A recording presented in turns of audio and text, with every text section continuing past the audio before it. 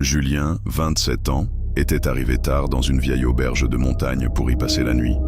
Le brouillard était dense, la pluie battait les vitres comme des doigts impatients. À la réception, une femme âgée au regard fuyant lui avait tendu la clé de la chambre 213 en murmurant « Ne répondez pas s'il frappe ». Julien avait esquissé un sourire nerveux. Il pensait à une blague locale. La chambre était modeste, froide, mais il était trop épuisé pour protester. Vers minuit, alors qu'il sombrait dans le sommeil, un toc, toc, toc sec l'avait tiré de son sommeil. Il s'était figé, tendant l'oreille. On frappait à nouveau, lentement. 3 coups. Les mots de la réceptionniste lui étaient revenus en mémoire. Ne répondez pas. Mais la curiosité l'avait emporté. Il s'était levé, s'était approché de la porte et avait regardé par le judas. Personne. Le couloir était vide et plongé dans une obscurité épaisse. Il était retourné se coucher. Toc, toc, toc.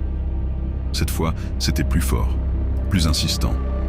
Il avait crié « Qui est là ?» Pas de réponse. Puis une voix d'enfant, juste derrière la porte. « C'est moi. Tu m'as oublié. » La voix était fragile, pleine de reproches. Mais Julien ne connaissait aucun enfant. Toc, toc, toc. Il avait alors rassemblé tout son courage, ouvert brusquement la porte. Le couloir était toujours vide. Il avait refermé précipitamment. Et soudain, il avait senti un souffle glacé dans sa nuque. Une voix glaciale avait murmuré à son oreille « Tu n'aurais pas dû ouvrir ?»